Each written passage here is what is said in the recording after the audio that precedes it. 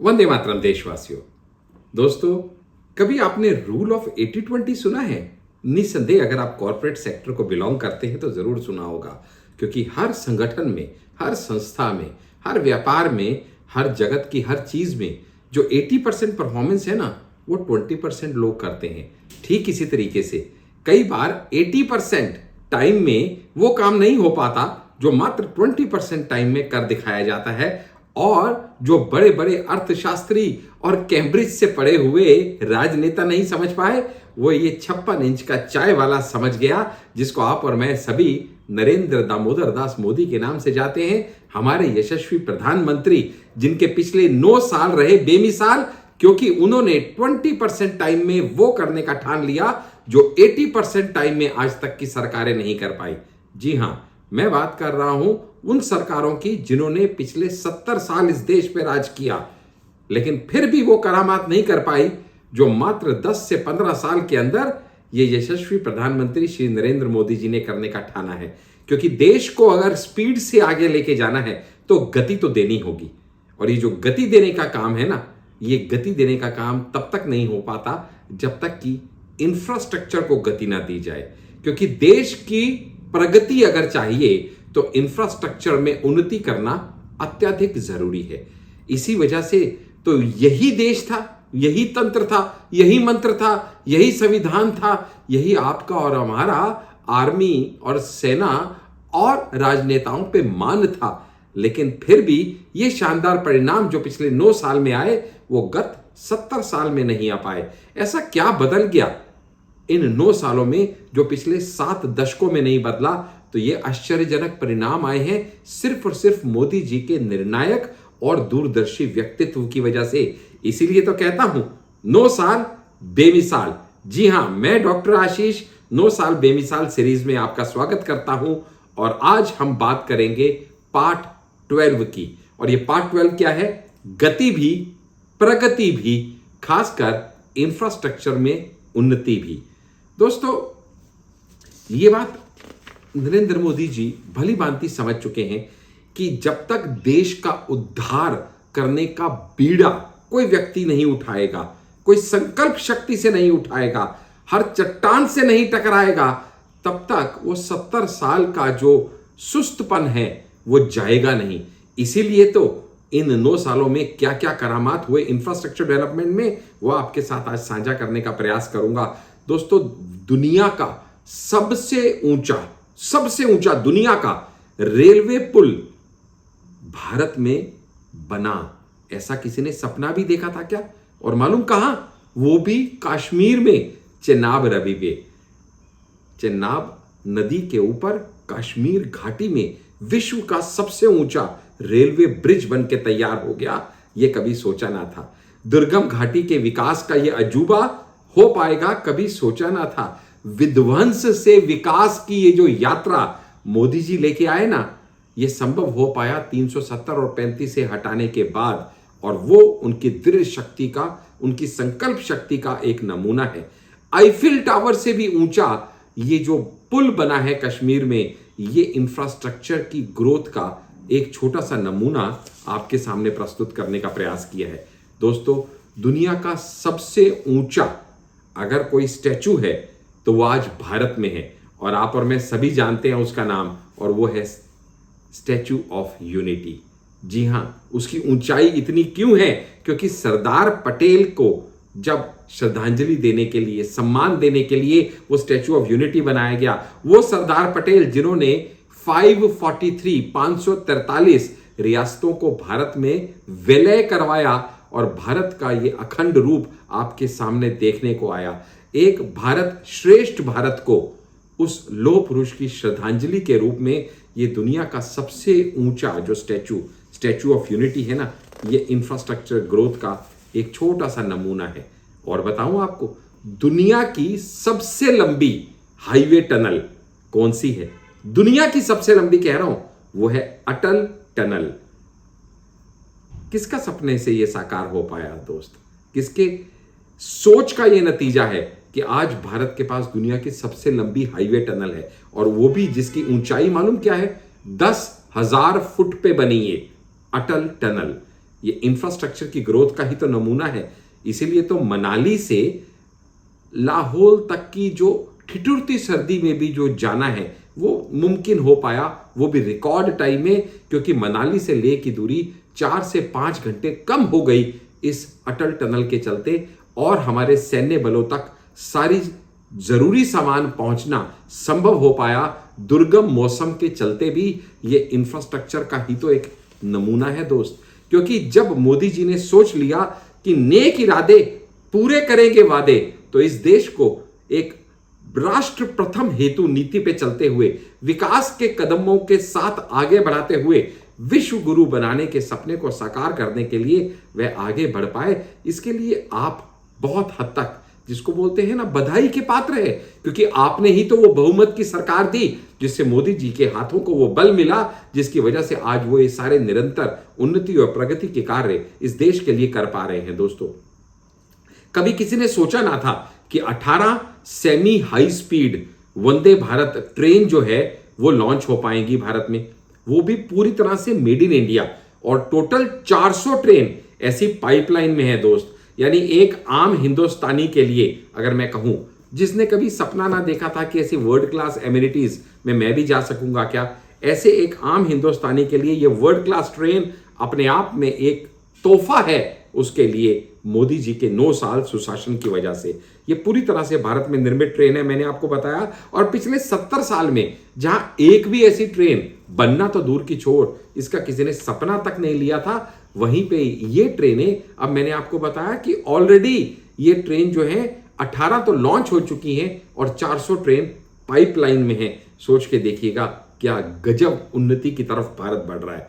दोस्तों, एयरपोर्ट, हम में से कौन ये नहीं जानता कि हवाई यात्रा से सफर आसान होता है, समय की बचत होती है और दुर्गम स्थानों पे जाना मुमकिन और संभव हो पाता है। देश के हर कोने को जोड़ने में, वो भी रिकॉर्ड समय में, एयरपोर्ट्स की भूमिका निसंदेह अपने आप में बहुत ही महत्वपूर्ण हो जाती है। ऐसे में जहां पिछले 70 साल में मात्र 74 एयरपोर्ट बने थे, वहीं इन सिर्फ 9 सालों में 74 एयरपोर्ट और बन गए और टोटल 148 एयरपोर्ट इस समय हो चुके हैं। दोस्तों, अगर इसी के ऊपर थोड़ा सा और आप समझने का प्रयास करें तो आप समझ पाएंगे कि ये अपने आप में कितना, जिसे कहना चाहिए ना, जबरदस्त एक उन्नति का उदाहरण है।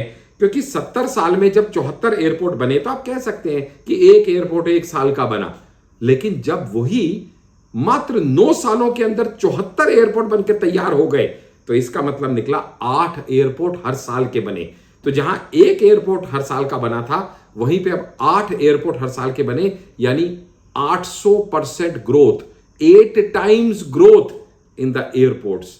कमाल है कि नहीं है? मात्र 9 साल के अंदर गजब कर दिया मोदी जी ने। तो दोस्त, उड़ान जैसी सुविधाओं के कारण देश के पर्यटन, देश की अर्थव्यवस्था को कितना बढ़ावा मिल रहा है, ये आप भली भांति इस चीज को समझ सकते हैं। छोटे छोटे शहरों को हवाई जहाज से जोड़ के उनके पर्यटन को, उनके व्यवसाय को, ये कितना बड़ा देश के हर स्तर पे एक दूसरे के साथ जोड़ने का, आपदा के समय भी एक दूसरे के नजदीक लाने का ये जो प्रयास मोदी जी द्वारा किया जा रहा है, ये सच में विस्मरणीय है और अतुलनीय है। इंटरसिटी कनेक्टिविटी, मेट्रो रेल, हम सब जानते हैं। ये मेट्रो रेल जो है ना दोस्त, ये मात्र 5 शहरों में हुआ करती थी 2014 तक, और आज ये 20 शहरों में है। यानी 5 जो पहले थी उनमें 15 और जोड़ दी गई, 3 गुना वृद्धि हो गई, जिसकी वजह से आज 20 शहरों में ये मेट्रो ट्रेन का आप लाभ उठा सकते हैं।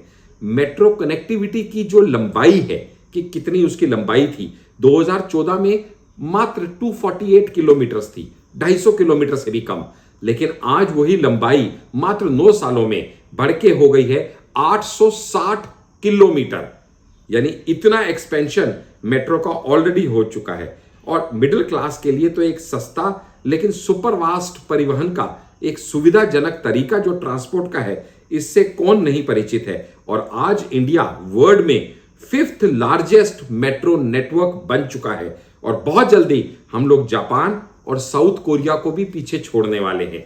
इस स्तर की उन्नति इंफ्रास्ट्रक्चर में लेकिन कुछ हमारे विरोधी कहते हैं मोदी जी ने किया ही क्या है, मोदी जी ने तो देश में कुछ किया ही नहीं। भैया अपनी आंखें खोलो, थोड़ा डाटा देखो। डॉक्टर आशीष के ये 9 साल बेमिसाल सीरीज को देखना, जानना, समझना, लोगों से शेयर करना शुरू करो। इसीलिए अपने हर वीडियो में कहता हूं, आज पार्ट 12 में फिर आप सभी दर्शकों से हाथ जोड़ के विनती करता हूं कि मेरे इन वीडियोस को जन जन तक पहुंचाएं, घर घर तक पहुंचाएं, हर एक ग्रुप में साझा करें, फेसबुक, ट्विटर, इंस्टा, सब जगह इनको साझा करें ताकि लोगों के मन की भ्रांतियां खत्म हो पाए और उनके आंखों के ऊपर आई ये धूल, ये पर्दा, ये हट पाए कि मोदी जी ने पिछले 9 साल में किया क्या है।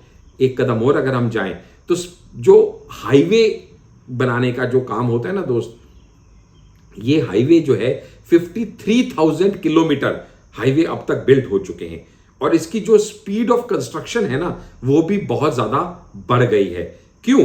क्योंकि जहां 12 किलोमीटर पर डे के राष्ट्रीय राजमार्ग का निर्माण हुआ करता था, 12 किलोमीटर पर डे, वही अब 37 किलोमीटर पर डे राजमार्ग का निर्माण हो रहा है। यानी 3 गुना से भी ज्यादा राजमार्ग का निर्माण इस समय हो रहा है दोस्त। और उसके अलावा 2014 तक जहां 91,287 किलोमीटर पिछले 70 साल में बने थे, यानी 1304 किलोमीटर पर साल बने थे, वही पिछले 9 साल में 53,868 किलोमीटर बन चुके हैं, यानी 5,985 किलोमीटर हर साल के। यानी जहां पहले 1,300 किलोमीटर हर साल बनते थे, वहां अब 6,000 किलोमीटर हर साल के नेशनल हाईवे बने हैं। सोचिएगा, क्या इससे इंटरस्टेट कनेक्टिविटी इंप्रूव नहीं होगी? क्या इससे व्यापार इंप्रूव नहीं होगा? क्या इससे अर्थव्यवस्था इंप्रूव नहीं होगी? क्या इससे देश की उन्नति नहीं होगी? सब कुछ हो रहा है। इसीलिए तो 9 साल बेमिसाल और पाई पाई से गरीब की भलाई का जो मोदी जी का मंत्र है वो जन जन को दिखाई दे रहा है दोस्त। प्रधानमंत्री ग्राम सड़क योजना के अंतर्गत भी पिछले 9 साल में 2 गुना से अधिक अब तक सड़कें बन चुकी हैं। ये मजाक नहीं है, ये सब डाटा है, ये मनगढ़ंत बातें नहीं है, ये सब डाटा है। ग्रामीण सड़क संपर्क 99% कवरेज तक कवर कर चुका है और 3.5 लाख किलोमीटर ग्रामीण सड़कें बनके तैयार हो चुकी हैं पिछले 9 साल के अंदर। मात्र 9 साल के अंदर इतना कुछ हो चुका है दोस्त। अगर मैं 2014 के बाद की बात करूं ना, तो सड़क परिवहन और राजमार्ग बजट में 500% से ज्यादा की वृद्धि की गई है। यानी इंपॉर्टेंस समझते हैं मोदी जी कि रोड ट्रांसपोर्ट, एयर ट्रांसपोर्ट, सी ट्रांसपोर्ट कितना जरूरी है व्यापार के लिए, उन्नति के लिए, अर्थव्यवस्था के लिए, और जरूरत पड़े तो आपदा के टाइम पे जरूरत की चीजें पहुंचाने के लिए। दोस्तों, राष्ट्रीय जल मार्ग का कभी किसी ने सपना नहीं सोचा था। ये इस बारे में कोई सोच ही नहीं रहा था कि यह भी होना जरूरी है क्या। लेकिन राष्ट्रीय जलमार्ग अधिनियम 2016, ये भी मोदी जी के आने के बाद आया, के तहत 111 जल मार्गों को राष्ट्रीय जलमार्ग ऑलरेडी घोषित किया जा चुका है। पहले क्यों नहीं बने ये जलमार्ग? पहले क्यों नहीं ये नए रास्ते खोजे गए? क्योंकि 7 दशक में कभी ये सोचा ही नहीं गया कि नदियों या समुद्रों के संसाधनों के ऊपर भी जलमार्ग बनाए जा सकते हैं, राष्ट्रीय जलमार्ग का कोई महत्व हो सकता है। इसीलिए तो 2014 तक जहां जलमार्ग 0 थे, वहीं पिछले 9 साल में 111 की संख्या पे चिन्हित ये खड़े हैं। इतना ज्यादा अगर सोच के साथ चलने के साथ ये उन्नति, ये प्रगति ये हो पा रही है, तो क्यों नहीं हम सब मिलके कहें कि 9 साल बेमिसाल रहे। दोस्तों, प्रधानमंत्री गति शक्ति के बारे में अगर आपको नहीं पता तो 1 मिनट में वो भी बता देना चाहूंगा। प्रधानमंत्री गति शक्ति मिशन के माध्यम से 16 मंत्रालय, ध्यान दीजिएगा, 16 मंत्रालय और 35 केंद्रीय सरकारी विभागों को जोड़ने का मल्टी मॉडल कनेक्टिविटी बुनियादी ढांचा प्रदान किया जा रहा है, ताकि सारे प्रोजेक्ट्स एक दूसरे के साथ इंटरमिंगल होके, मिनिस्ट्री 16 जुड़ के, 35 सरकारी विभाग जुड़ के इन सारे प्रोजेक्ट्स को गति शक्ति मिशन के अंतर्गत फटाफट क्लियरेंस दे, जल्दी से जल्दी ये काम कार्यान्वित हो। ये नहीं कि लटकाएंगे भटकाएंगे वाला काम अब चले, अब वो नहीं चलने वाला है दोस्त। अब ये देश पहले दूसरे गियर पे नहीं है, बीच में तो यूपीए सरकार के टाइम पे रिवर्स गियर में चला गया था। अब आगे की तरफ ये देश बढ़ रहा है और पहले दूसरे तीसरे गियर पे नहीं, चौथे गियर पे आगे भाग रहा है, क्योंकि विश्व गुरु बनने की जितनी जल्दी भारत को है वो पूरी दुनिया देख रही है कि किस स्पीड से भारत आगे बढ़ता चला जा रहा है। दोस्तों, ये सब और ऐसा बहुत कुछ आपके साथ साझा हम करते रहेंगे इसी सीरीज में 9 साल बेमिसाल, जो आप लगातार देखते हैं, जिसका आज पार्ट 12 आपने देखा। और आपसे विनती है कि आप देखिए, बाकियों के साथ भी साझा कीजिए, सब ग्रुप्स में शेयर कीजिए, क्योंकि ये उन्नति से प्रगति अब रुकने वाली नहीं है। और जन जन की आस को विश्वास में बदल के मोदी जी ने जो 9 साल बेमिसाल इस देश को दिए हैं, उसके लिए उनको नमन है। और आपका बहुत बहुत धन्यवाद ये वीडियो देखने के लिए। अगले पार्ट 13 में फिर जल्दी आपसे मुलाकात होगी। तब तक के लिए जय हिंद, जय भारत।